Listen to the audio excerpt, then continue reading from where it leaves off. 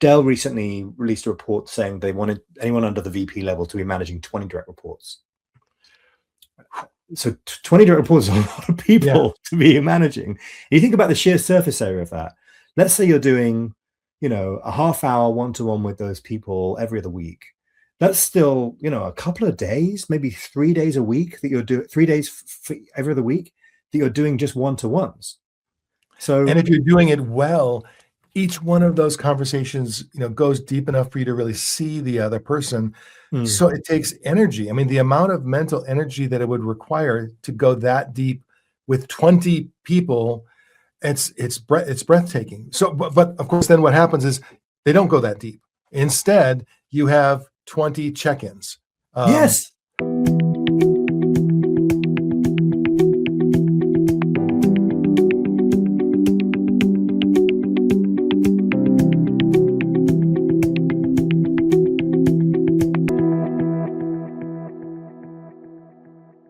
Welcome to the Leadership Disrupted podcast. I have to say, just before we get started, that the highlight of my week, every week, is the opportunity to have these conversations with people who also have an interest in leadership and related topics.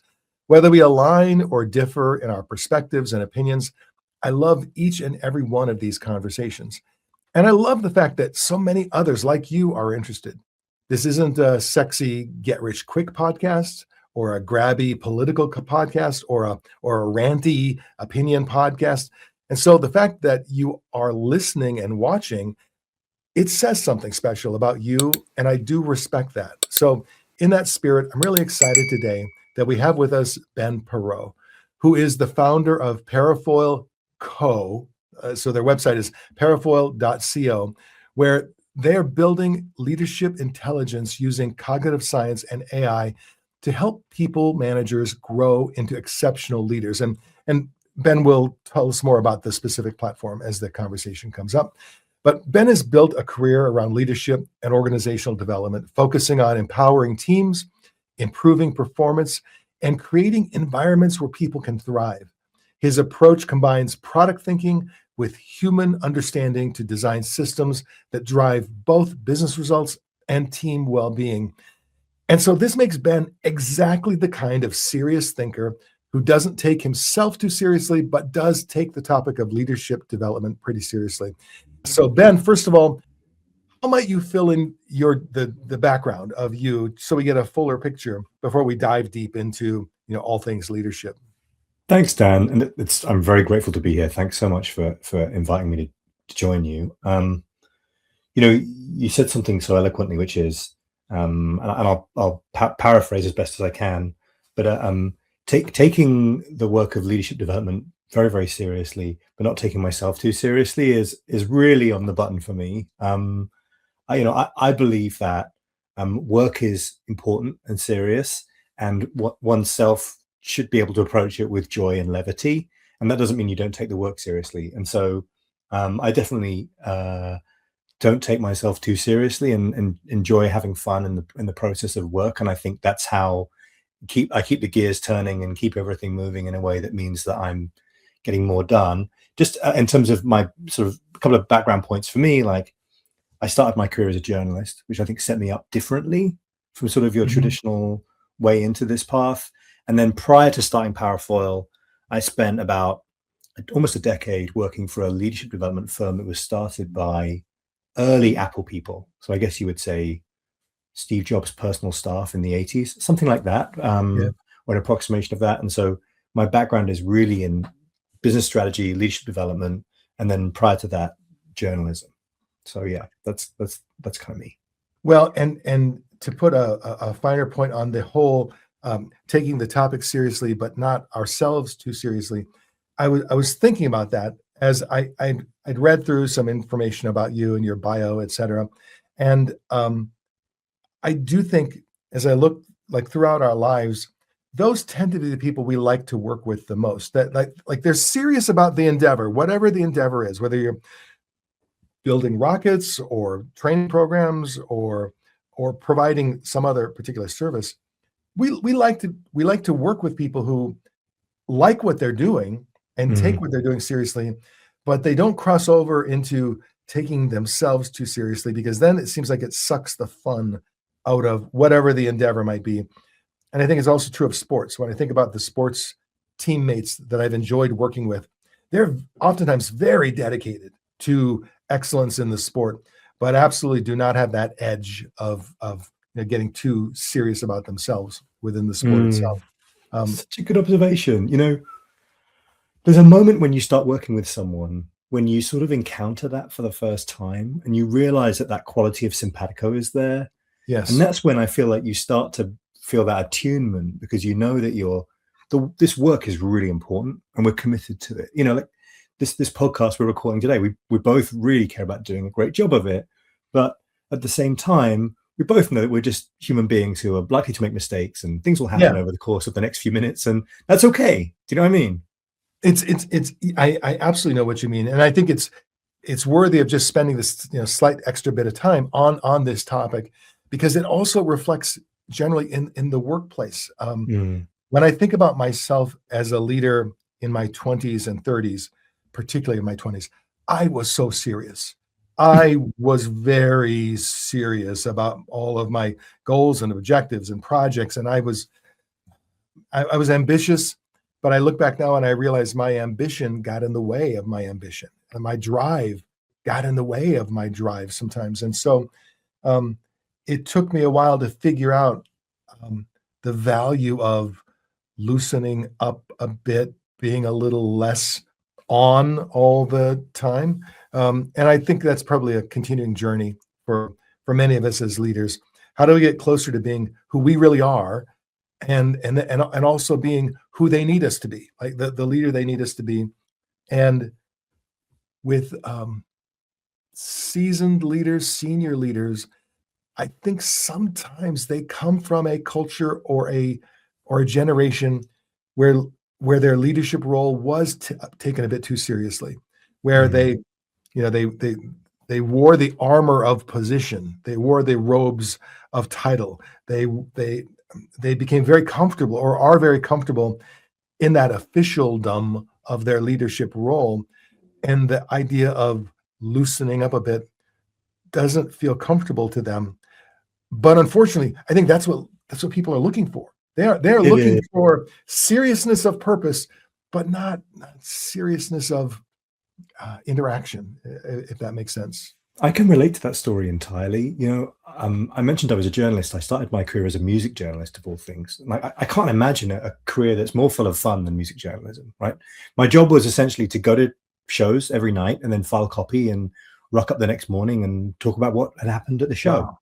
And so it was a lot of fun. I was doing 7 shows a week at one point. And so there was just a lot of concerts, a lot of festivals, mostly working while other people were having fun. But it's a job which there's a lot of levity that should be really full of fun. But I was 24 and I was working for a 50-year-old music magazine that was the first place to have written about, the Beatles and the Stones and was this kind of place that was considered very important in the music world. And so I took my job so incredibly seriously. I took my role so incredibly seriously. I remember saying I'm going to give up playing the guitar because I shouldn't cross the streams anymore. I shouldn't be somebody who's going to play the guitar and also be a music critic. Actually, it was just because I wasn't very good at playing the guitar, to be honest. But I was taking myself very seriously in that context, and other people, I think, were probably helping me take it a bit too seriously. And I was in the UK. I think I was probably needed to loosen up a little bit. And so, over the course of many years, I've had the edges knocked off, and you just do, don't you? And so, you sort of get more comfortable in your own skin over time.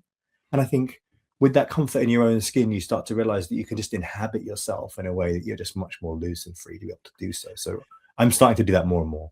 So I'm going to take us down a slight side street, because that experience of being surrounded by musicians, many of whom are amazing guitar players, it's interesting how that can have the effect of causing, and I don't know this about you, but let's say you were an average guitar player. It can have the effect of diminishing one's enthusiasm for their own guitar playing, because you're just not that. You're not Jimi Hendrix. You're not you're not that, and one would not expect you to be. Now, it might affect other people differently, but I think it's a common effect where if you're surrounded by genius in a particular area and you're just not that, I think most of us would naturally gravitate to an area where we might have natural genius, where we can be something special, something different.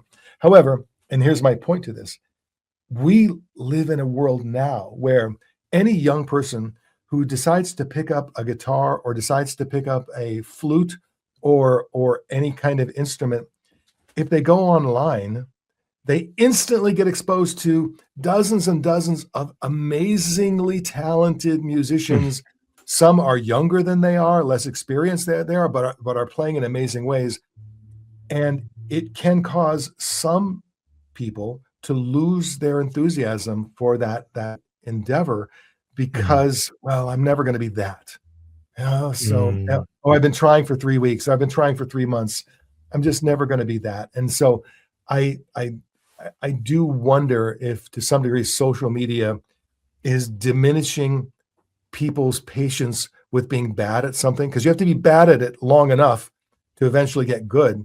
And so if we lose our patience for spending 6 months in the wilderness being bad at piano or whatever amount of time might be required, you know this to be true. Many of the world-class musicians that you spent time with, if they're asked, they spent a lot of time being bad. Yes. Comedians will spend years being horrible, slowly working their way up to being great.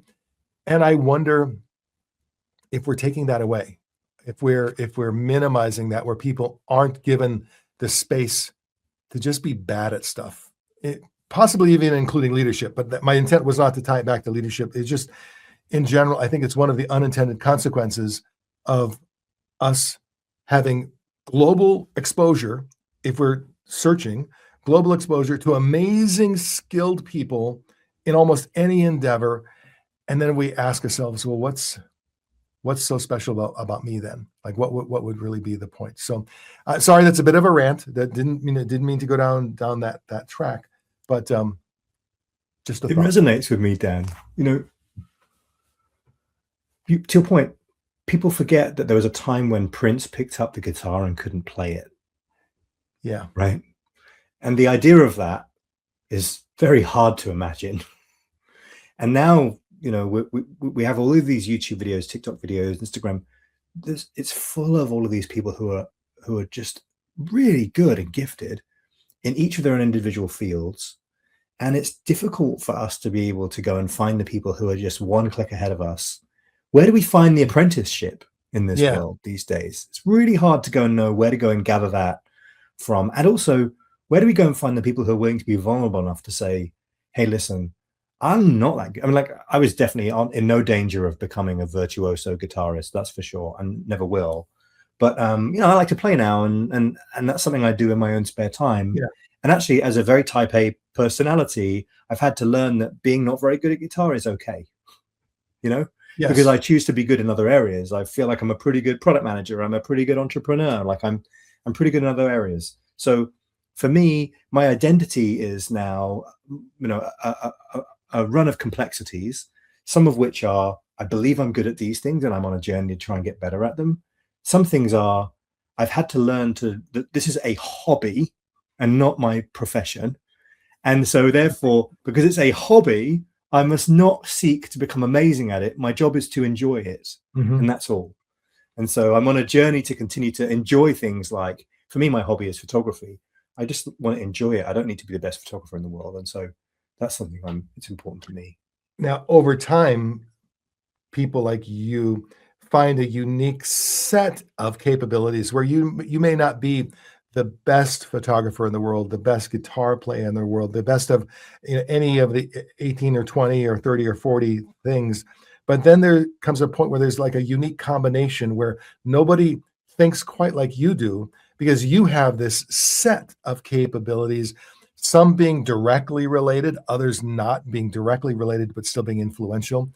The fact that you mentioned Steve Jobs earlier, the fact that Steve Jobs studied calligraphy, it wasn't necessarily that was specifically going to make its way into Apple, but part of that sensitivity that came from that learning and that capability it was a part of the Steve Jobs mix. Maybe not a huge part, but it was a part of the Steve Jobs mix. The fact that he traveled to India and came to an appreciation of certain parts of Indian culture. I think each of us eventually comes to a certain combination that is unique to us, and hopefully makes us a special contributor in whatever area that we're looking to contribute. And so then that kind of leads me to leadership specifically. Could I ask you for your perspective on how the work environment has changed perhaps over the last, let's say, 20 years? I mean, there are the obvious changes. There are the pandemic-driven changes to remote work. There are the AI-driven changes. But I don't know, even with AI, I don't think we fully appreciate both the gravity and just the expanse of change that's occurring in the work world today. Assuming you align with that the work world is a world of change. I'd love to hear how you describe the changes that are occurring. Yeah. 20 years ago, we went to the office and we were told to have no more than 7 direct reports at most, maybe 3 to 7 direct reports was kind of normal back then. And it was all very managerial responsibility. It was appointed, you had a framework, there was a structure, there was an annual review. There were some well-worn-in processes that would exist in the context of that.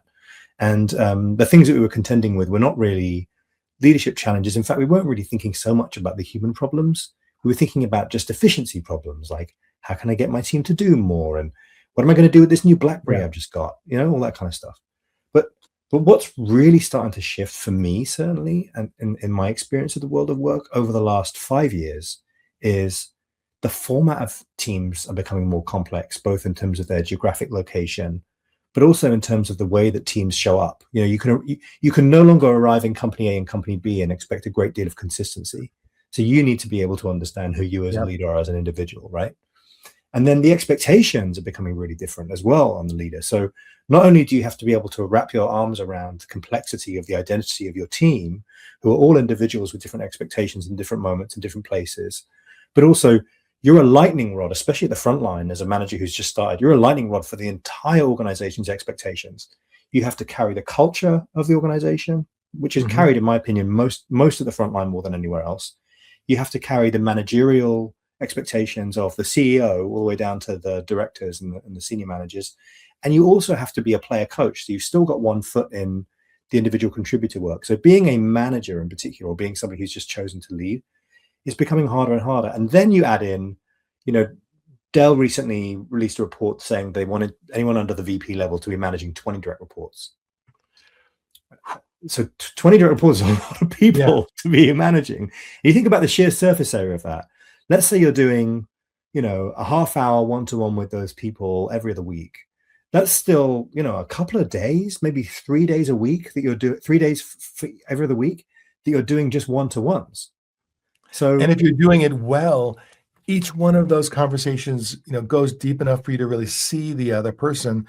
So it takes energy. I mean, the amount of mental energy that it would require to go that deep with 20 people, it's breathtaking. So, but of course, then what happens is they don't go that deep. Instead, you have 20 check-ins. Yes. And okay, tell me how things are going with these KPIs or these OKRs or whatever the metrics are. Let's do a quick download of the metrics. Blah blah blah blah blah blah. And then I move on. I move on to my next one or whatever.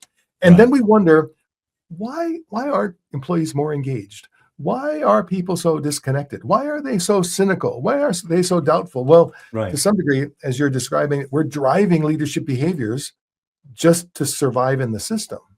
Yeah. Why is my employee treating this like a labor equation and feeling transactional about our relationship? Well, for the last 6 months, you've been connoting how transactional the relationship is to you. What do you expect to get in return?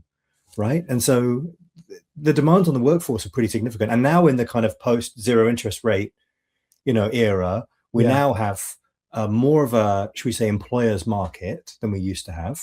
And so because there's more of an employer's market, that means our attitudes in many cases are started to shift in terms of how we engaging with our employees. But when the market shifts again, which it will, we'll find ourselves with a bunch of people who haven't necessarily been inculcated.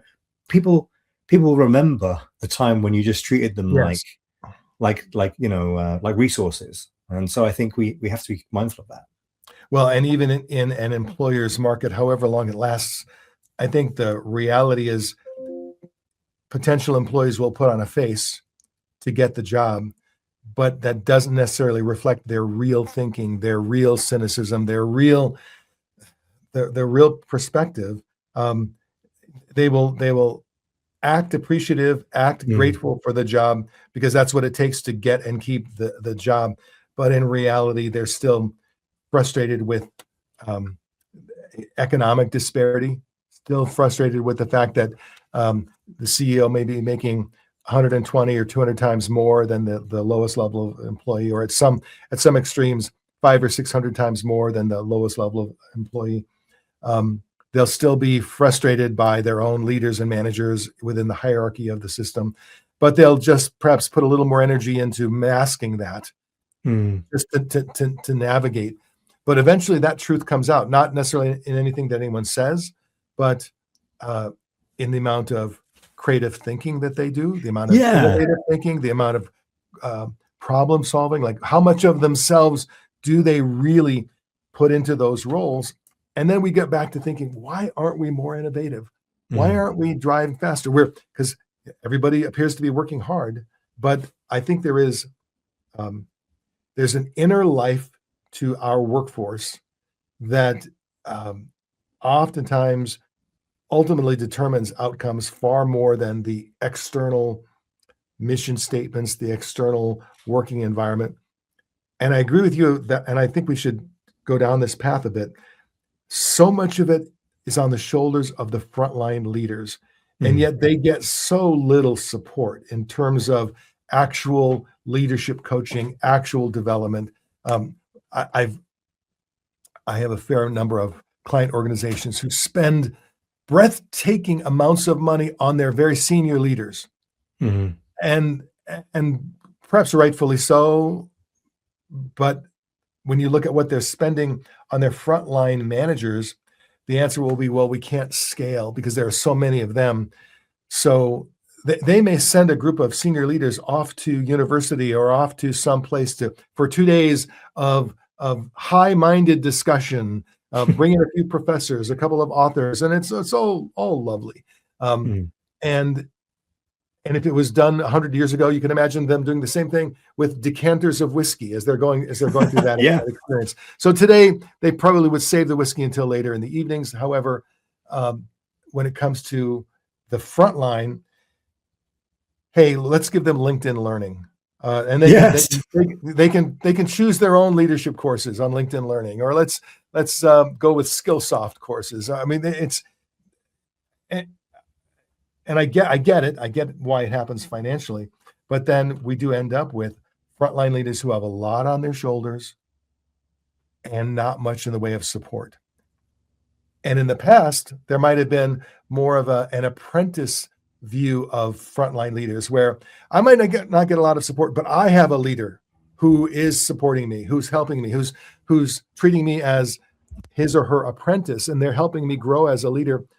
But in a ratio of 1 to 20, that's not going to be happening. So you do have kind of a lost cohort of leaders who are still trying to figure out what's expected of them and how can they show up as the leader that their people need today. The lost cohort is such a good way of putting it. There was a study done by the Chartered Institute of Managers in the UK. They spoke to 3,500 managers, pretty statistically significant, and found that 82% of them considered themselves accidental managers. They just landed in role without a great deal of support and partnership.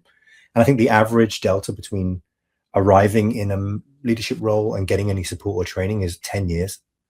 So these days, like, you can arrive in role. I think I started managing people when I was 24. And I probably got my first leadership training. I was lucky. I think I went to go and work for a big corporate pretty early in my career. So I think I got some leadership training around about 28, 29.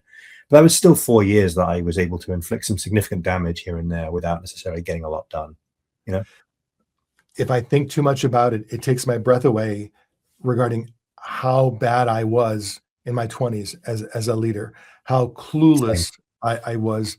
And these for me, these were the days before LinkedIn. So it's not like I still have easy access to those people. Now, if I had been really bad 10 years ago, most of those people I'm connected to on LinkedIn, so I could reach out and perhaps apologize or explain or whatever. I think one of the unintended impacts of LinkedIn is that it does make it so much easier to look for the greener grass on the other side of the fence.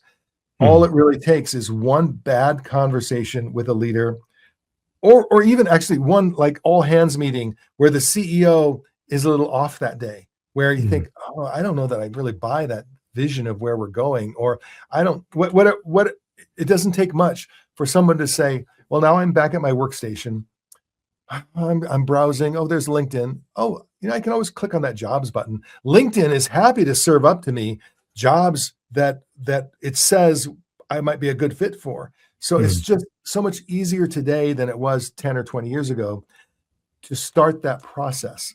And once you start the process, it has its own momentum. It's like, if you're in a serious committed relationship, but then someone invites you out for coffee and you say, oh yeah, well, it's just coffee. How bad could, what could it mean? And you go for coffee, but then coffee ends up being perhaps a film or a dinner.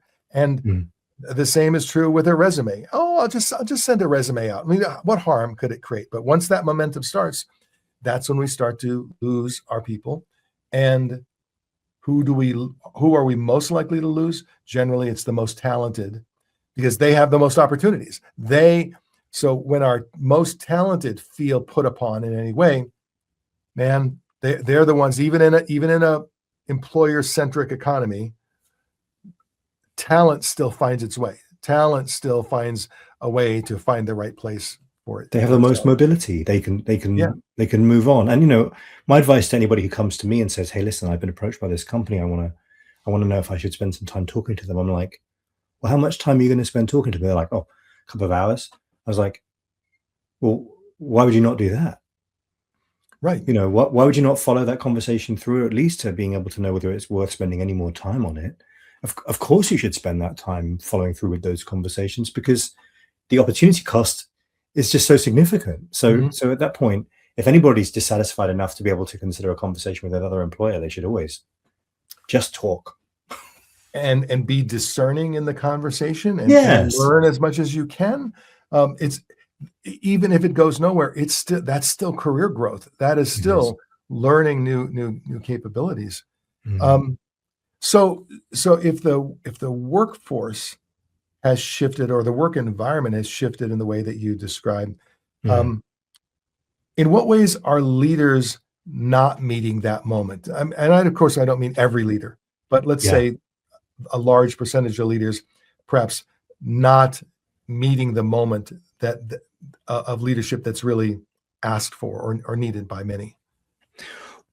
Sometimes this is by intention, but one in two direct reports of a new manager are contemplating leaving within the next year, and 1/3 of direct reports of a new manager will leave within the first year of being managed by that person.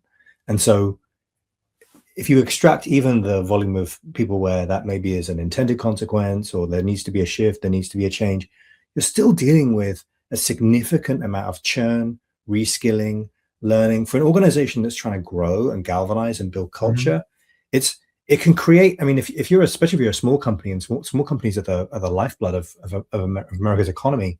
If you are not necessarily holding your workforce together to be able to focus on the outcomes and the work you're trying to do, then inevitably it's going to start to fall apart. And for some companies, that's creating a death spiral for them, And so I think it's getting harder and harder for a manager to hold the strands together on behalf of their company.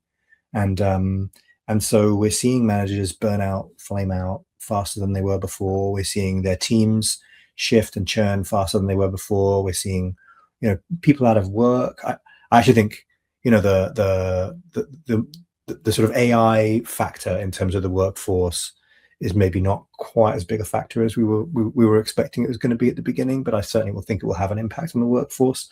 But certainly, we are in a moment where there's a lot of people who are looking for work for whatever reason, and that means that we haven't necessarily got the best people employed in the right roles at the right moment, you know. And then the people who are still employed are expected to leverage AI tools in order to become more productive, to cover for that capacity that's lost because people have been laid off. And so all of the benefits of AI accrue to the employer, meaning, okay, now I had 50, now I only have 30, but the 30 should be able to do the work of 50. So we're not saying to any of those employees, well, AI will make you more productive, which will give you a little more time back to do some deeper thinking, which will give you a little more time back to be a bit more creative. Or perhaps you don't have to leverage AI in a way where it's just do. Maybe you can be more discerning in your leveraging of AI to get more out of it. Maybe AI can be used in a way that drives your creativity, that drives your deeper thought, but that's not how it's being applied. In most cases, it is, okay, we can do more with less, so we can squeeze more out of each human, which means we need fewer humans, so you humans go away. The humans that remain are just under pressure, just more and more pressure to get more done. I had a VP of operations who was reaching her point where she had 18 quarterly performance reviews that she had to complete because she had 18 direct reports. And she was using AI to generate her performance reviews for each of those people based upon it was extracting documents and data and from different sources. And I asked her, well, how much of you is in these documents? And she said, well, it's really, she said, you have to understand, I don't have the time to spend an hour on each of these individuals and thinking through their quarterly performance review. She said, maybe if it was the annual performance review, I might have a little more time. But she said, my plan is I'm going to do these quarterly performance reviews as I'm required to do. And then for the annual performance review, I've saved all this documentation and I'm going to use AI to take like the 3 previous reviews and sync up to a final performance review. And as she described this process, she was very proud of how much she was leveraging AI. From a productivity perspective. Yes, it's fantastic. And from the number of words generated, she showed me the documents. Oh, look at this 5-page performance review. Yeah. And so, she was being graded on word count, fantastic. Productivity, fantastic. But when I said, but what about you? Like,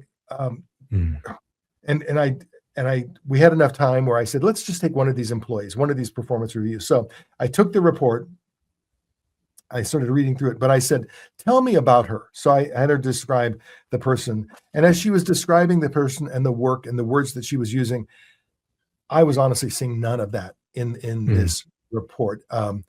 And my heart sank just a bit because here's somebody who's just wanting to do a good job. She wants to be really good in her role, but they have made it almost impossible. Because if she were to actually say, well, I'm going to sit here and I'm going to put some deep thought into employee number 1, as well as employee number 18, that's just exhausting, just too much. So I wonder and worry about, the world going forward in the next 5-10 years. What price are we all going to end up paying? Even though, I'm an advocate for AI. I leverage AI, but I feel like I leverage it more like a scalpel in a very surgical manner, as opposed to a chainsaw that's just going to hack and cut wood. So, does that prompt any thoughts? It resonates. Look, I have full empathy and sympathy for that person who you were working with there, because 18 direct reports and having to do quarterly reviews. just that sheer volume of overhead is pretty significant, and it's understandable why she isn't able to give everything the dedication that maybe they need.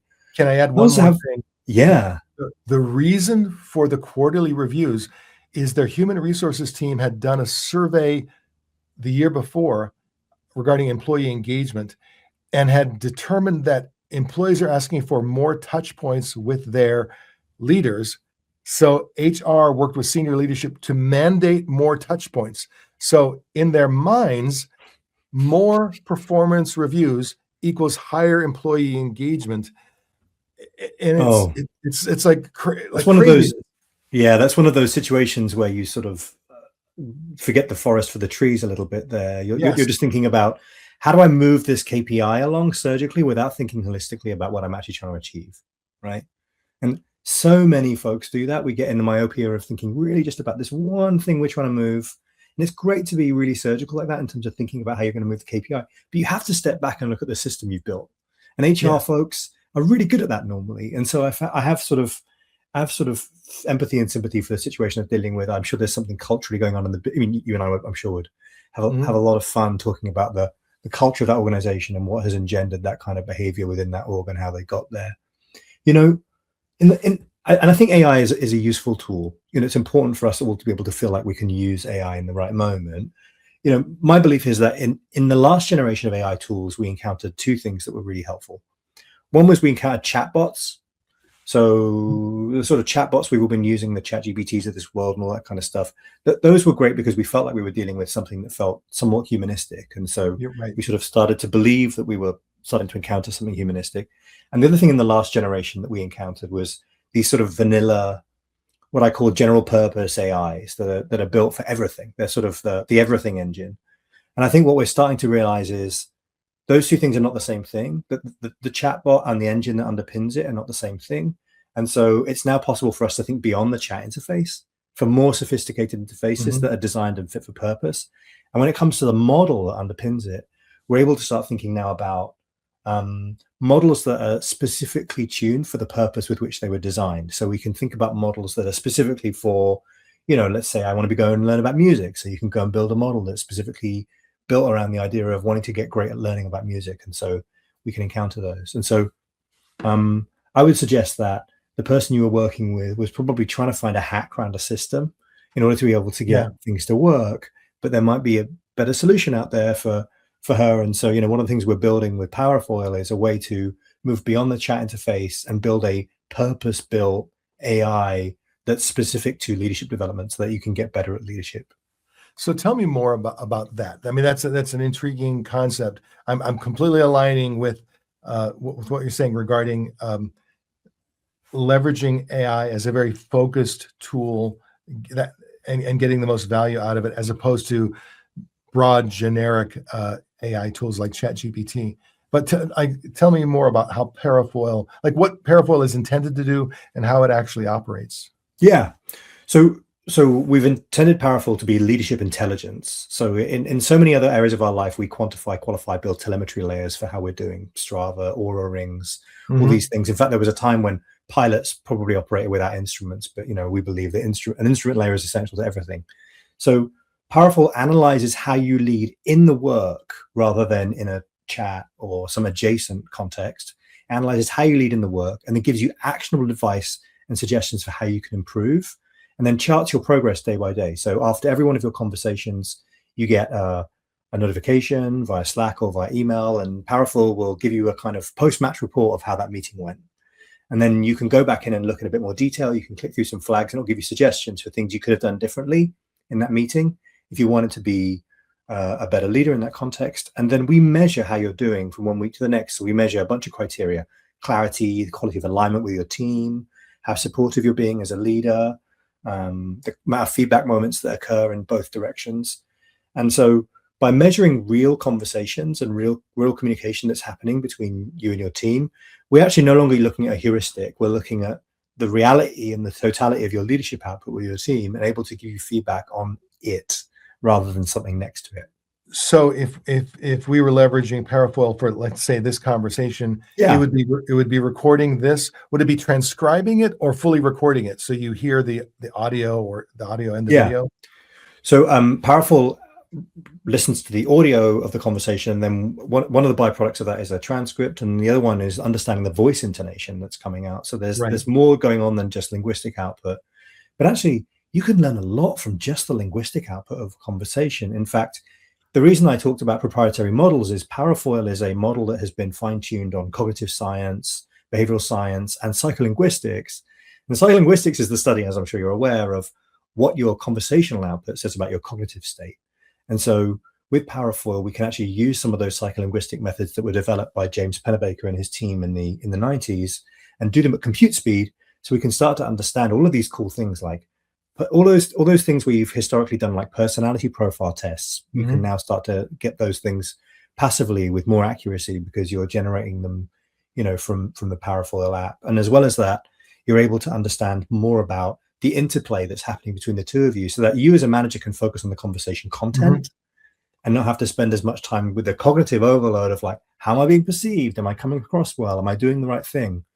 And so does Parafoil record every conversation, or do you assign, like, do you turn it on and off, or do you in some way let Parafoil know what the intent of the conversation is?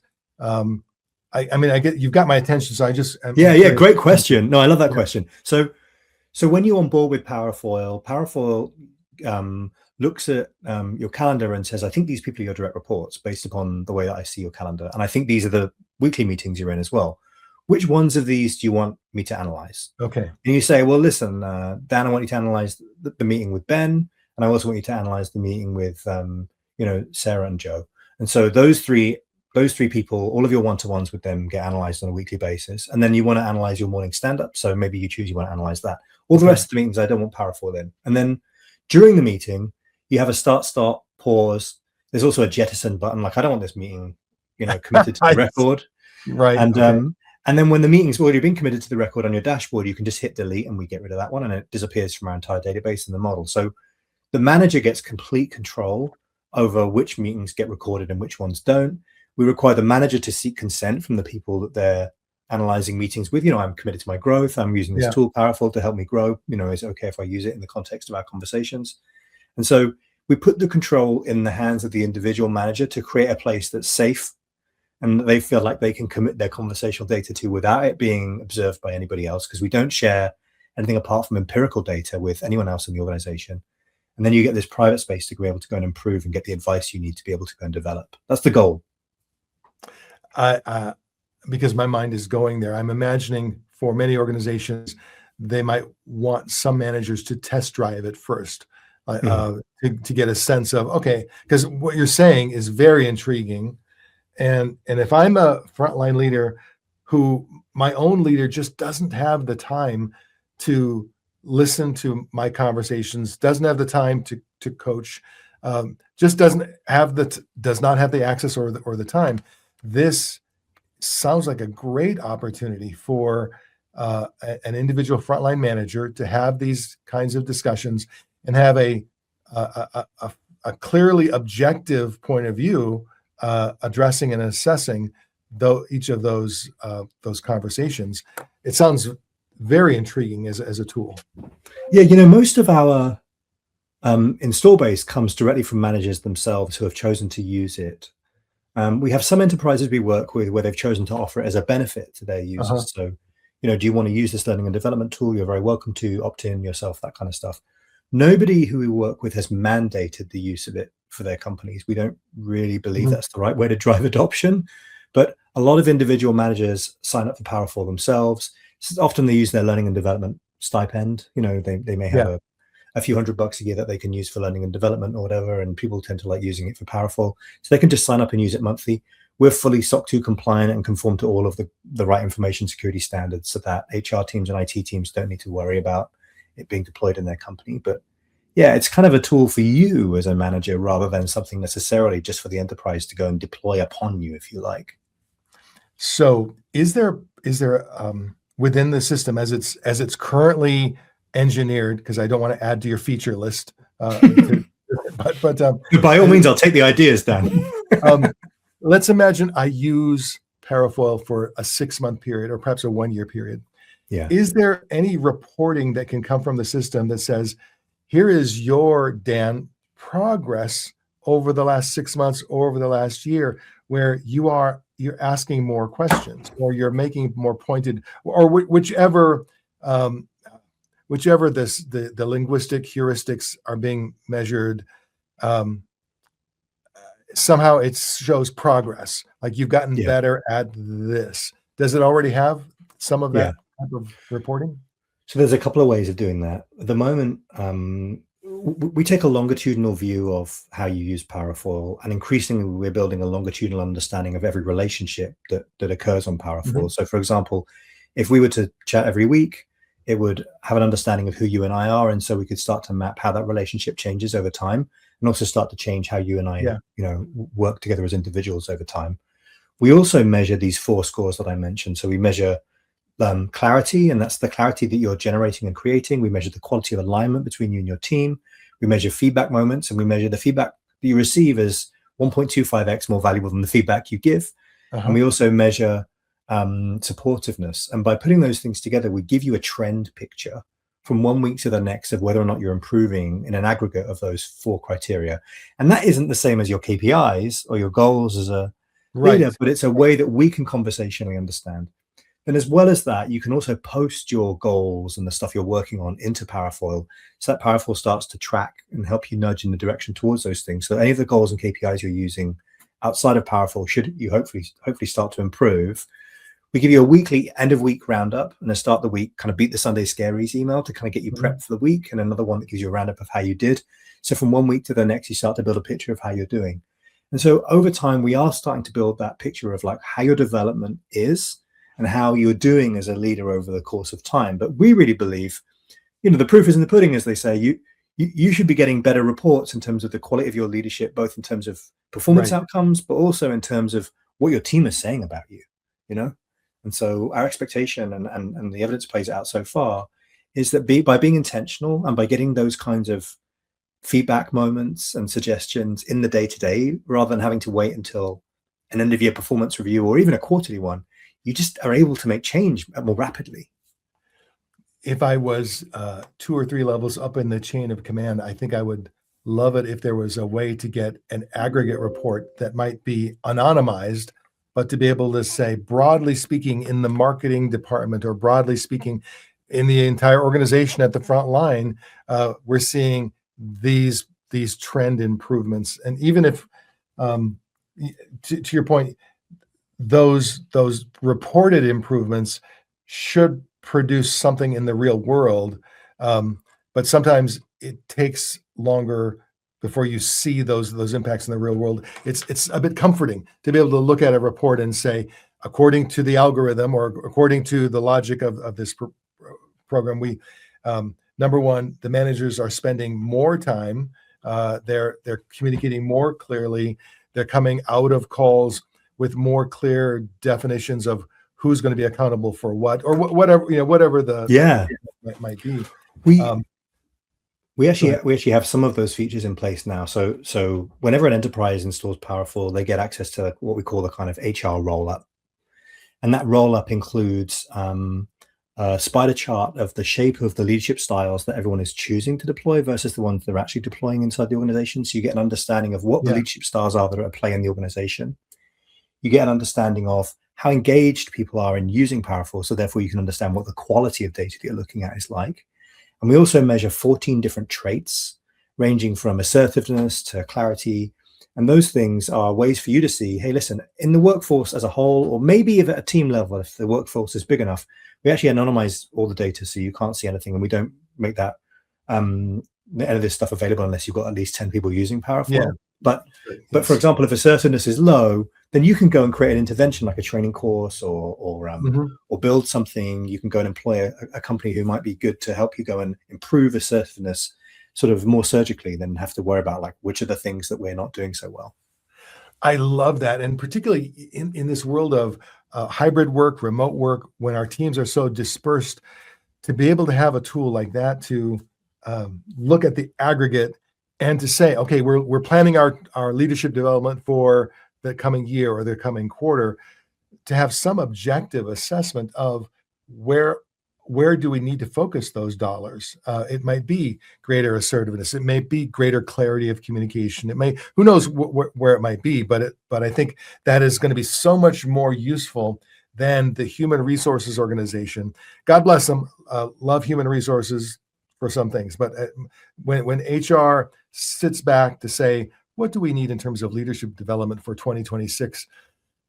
They will typically have conversations with senior leaders, and they will accumulate the opinions of senior leaders, and then they will execute on those opinions. Yes. They won't necessarily discern what the organization actually needs. And senior leaders, and if there's any senior leaders listening to this, just put your hands over your ears for a moment. Senior leaders tend to operate in big bubbles where they have certain perceptions of what the organization needs.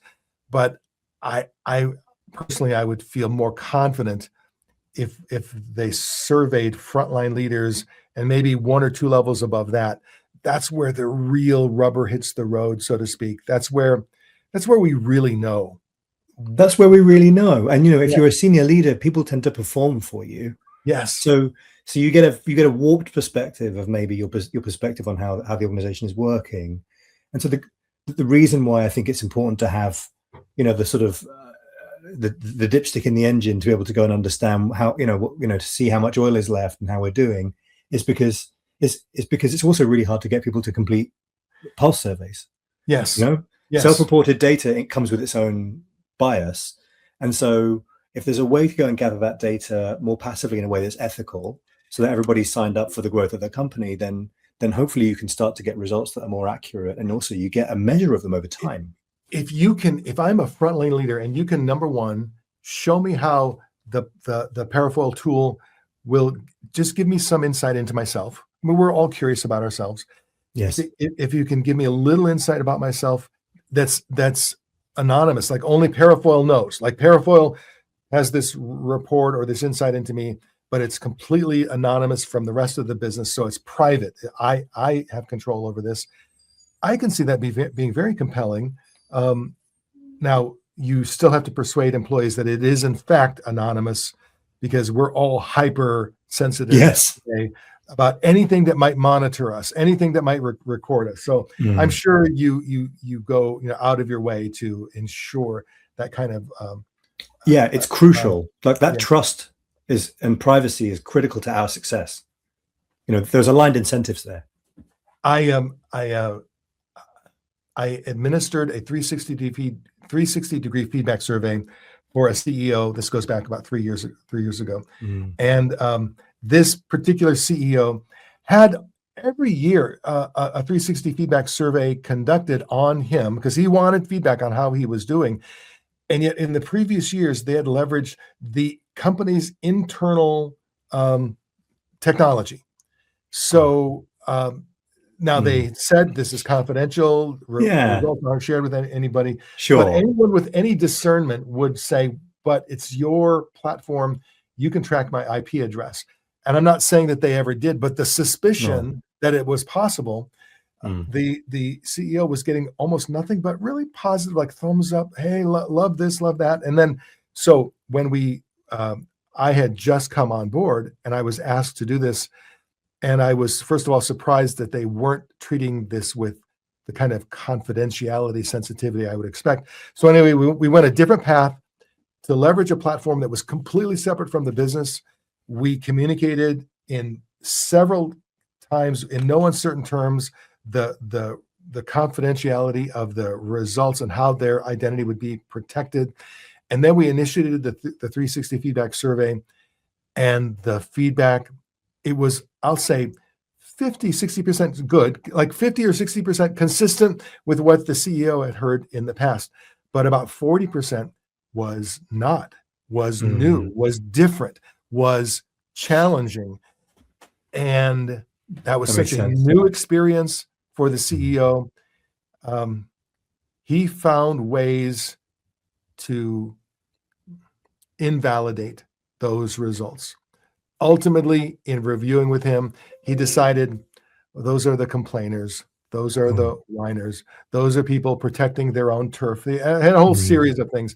And I was fascinated most by the reaction. So we ensured confidentiality in order to get greater accuracy. But this CEO operating in his bubble had been in that bubble for so long that it's like the king has no clothes. The person who comes along and says the king has no clothes, people are shocked that the king has no clothes, and when in fact he's been naked for some time. Well, it's true. When you deploy a tool like that, you're deploying it inside an organizational culture that you can't help. I mean, technology is one thing, but an organizational culture is something else entirely, right? And I think the way that CEO reacted speaks volumes to why people felt like they weren't willing to trust a piece of internal technology. Yes. There are probably companies that have significant amounts of internal trust, where if you'd said, hey, listen, let's employ an internal piece of technology, just because of its internal piece of technology, they may have gone, not sure if I like that, but maybe let's try it. Whereas clearly some people were not being honest on that in the context of that. And by using an external technology, you were able to reveal something about their culture, that the CEO had generated, that was uncomfortable and yet clearly true about and his reaction validated those previous concerns. It's just like it's like a full circle loop, which made it a great learning example for me, not so much for the CEO or the company itself. But that leads me to another area of discussion, and that's senior leaders in general. I find myself, and I would love it if you have a different point of view or the same point of view, but we hold up senior leaders as models, and I don't know that they're the best models in the world for leadership. And I think oftentimes because they've been in their bubbles for so long, they're not getting feedback, they're not getting tough information, they're not getting bad news there unless it's absolutely forced on them, or for whatever other reason. I don't like if a new frontline leader were asking me for a book reading list, I wouldn't give him the biography of Steve Jobs. I wouldn't give him Mark Cuban's latest book. I wouldn't give him Elon Musk's latest book, because these CEOs and these billionaires, they live in a rarefied environment that it just doesn't reflect the on the ground reality. I would recommend reading.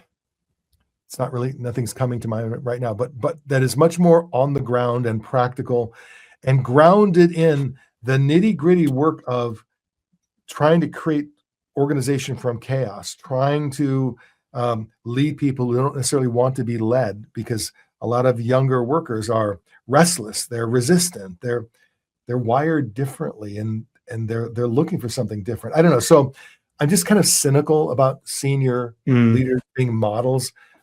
Maybe that's not fair. Maybe I've just met too many crappy senior leaders and not enough really great ones. I don't know. What are your thoughts? Well, to your point, I'm sure that the whole spectrum exists, but a lot of it's about perspective, right? We talked earlier about how the CEO has a warped perspective of how they experience the rest of their organization, and also we're talking about sort of the way that you witness the world through social media. I think a lot of folks who are early career managers on the front line, they see a particular slice of the organization in terms of what you get to see. You see all of these leaders operating in their own space, whoever they are, and they're not operating with the same guardrails that you're having to deal with. They're not operating in the same context that you're having to deal with. They're operating with way more authority and support and partnership and agency than you ever could.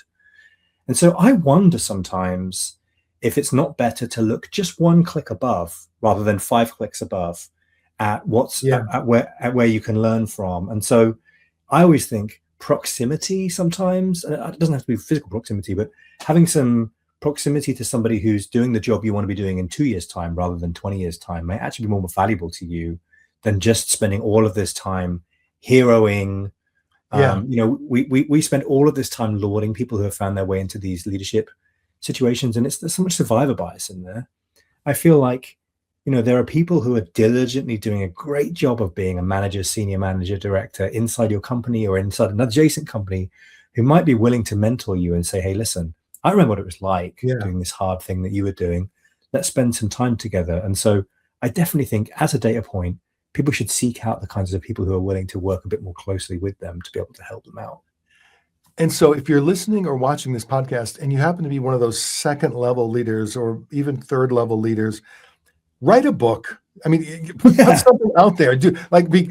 Because if you wait for 20 years until you've risen up, through the corporate hierarchy, unfortunately, the bubble that surrounds you, it does get thicker and thicker as you move up the corporate ladder. And this insight that you have today as a second level leader, you may lose it in 15 years. You may lose it in 20 years, because I do think that bubble, it not always, but sometimes makes leaders less intelligent, because or it changes the environment in which they're operating, and it makes their guidance less relevant to that person who's on the front line. So mostly, though, please write something. I mean, share with us your insights at the second or third level of leadership. Absolutely. I want to be respectful of your time, Ben, but at the same time, it feels like there's so much more that we could be. Many more trails we could be following. When you look at the workforce today, I mean, you're based in Los Angeles. You grew up in the UK. I'm assuming you have friends and colleagues around the not just the US but in the UK as well. Is there? I don't know. How are you feeling about the future of leadership? And I'd love to hear both the dark side and the light side, because I think sometimes leadership development folks are a little too happy, like, oh yeah, the future is bright. Here are all, and I'm not saying the future can't be bright, but I have to tell you, I am worried, and you don't have to align with my worry, but I think we're experiencing a crisis of leadership. It does not feel to me like right now there is anybody or even a small group of people who embody what the world needs now, what companies need now. There are more not so great leaders than there are great leaders, not just politically, but in politics, in religion, in society in general, and in businesses. I'm not seeing a lot of great, but I don't know. I mean, that's me, and maybe I just attract those kind of people to myself. So, what are your thoughts? You don't have to ask a British person to be morose twice.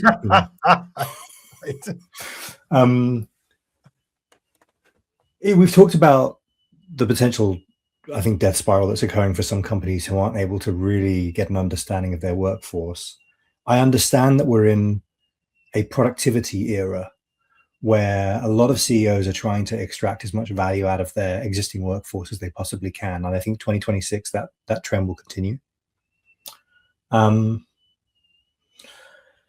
think it's incumbent on leaders of the smallest teams and entire companies to worry about what happens when they focus on being as extractive as they can and focus on productivity at all costs. Your job is performance. And we've talked about how you can get a competitive edge by making sure that there's just enough slack in the system for everyone to be contributing meaningfully, but also be able to have the time to be able to think. And I think unless you give people the time and space to think, then you're not going to get the competitive edge you need to. And so I think the doom for me is in the business environment that we're in right now, in the micro, I mean, sort of 2 or 3 year time horizon type climate. I think that the worry is that we will focus so much on productivity and we will get led by what I think is a mythical AI future. I don't think it's actually going to happen, where we are sort of seeing massive disintermediation of workforces and things. There will be areas where job change happens. That will definitely happen. There's no question. It's already started to happen. But I think some of the promises of fully agentic AI disintermediating jobs, like you think about the sort of playing that out, one CEO and an army of bots, that company doesn't feel like it's very realistic in very many contexts. Right. And so my belief is that the human side of a company is impossible to extricate yourself from. And so I think watch out for people who buy into those narratives, because I think they're probably over-rotating and being influenced a little bit too much by people who stand to benefit from those stories. So that's the dark side for me. Yeah. I love your use of the word extractive. I think it does crystallize the mindset some leaders have toward their employees. Let me boost productivity by being as extractive as possible. Let me draw out from you as much value as possible. Whereas I do think this mythical leader of the future, this unicorn leader who manages to actually be more powerful and more productive, Yes, by not focusing so much on productivity, that unicorn leader is probably, I imagine in my head, more contributive. How can we contribute to you as an employee, which will help you become more productive, but also help you be more happy, satisfied, human, more of whatever you want to be. But that sounds like a fantasy right now. Yeah, if I may, that was the British side. I want to just invoke the Californian side of me as well, just for a minute. So I agree with you about the word extractive and how there's the potential for a mythical future where a leader is operating in a different way, and I think we could head down that dark path. And I do believe work in many ways it is a transaction. You get paid to work. That's just the way it goes. Mm-hmm. There's no way of getting around that.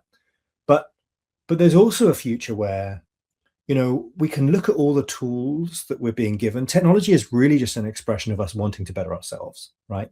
Somebody has an idea for something that they believe can make us more powerful, better, ranging from the axe and the hammer through to some of the tools we're using these days. And then someone makes it, and you're able to then go and achieve more somehow. But I think for me, there's an opportunity to think, how do we define more? Productivity to me, I don't really understand the word, if I'm being completely honest. I think it's sort of this antiquated word from the warehouse, from the hothouse warehouse era. It doesn't really seem to make as much sense to me in this context when we're so outcomes focused. And so if I think, how do I create better outcomes for my business as a leader or as a team, on a team or an organization? If we're willing to engage the tools that will really enhance our workforce, more creativity, more opportunities, and when I say tools, some of those are about remote work, some of those are about working together in the same space. Some of those are about AI, some of those are about a way to be able to have a conversation with folks that's just a framework. It doesn't have to be all about technology. But if we're willing to put the thought into which tools are going to be able to create better outcomes for us, there's a major competitive edge to be gained, like a major competitive edge. And I think companies are only just starting to realize what happens when you start to put the right selection of tools together to be able to go and achieve more and do more. And so I respect anybody who approaches that from first principles and says, actually, I can create the kind of company of the future, recognize that there are people who are going to be in the workforce, whether I like it or not, and can do that in a way that's authentic to me so that I can become differentiated in the market and do something that others couldn't. And so I think that opportunity exists. From your mouth to God's ears, hopefully, that this is this could. So thank you for pulling us away from the fully dark Ramos point of view, and what you say has it holds together enough to feel credible, like it might actually be a possibility. But it only happens with intention, intentional leadership, as opposed to just hoping that things work out a certain way. So Ben Perreau, great conversation. Really appreciate you sharing your insight and just your general point of view about all of these topics. I'm sure this won't be the last time that you and I have a conversation. I hope not. And I will make sure that in the show notes, we include all the details regarding you and how people can get a hold of you, and both you and Parafoil as well. And this has been fantastic. Thank you so much. I've really enjoyed it. Thanks so much, Dan. I really appreciate it. Thanks.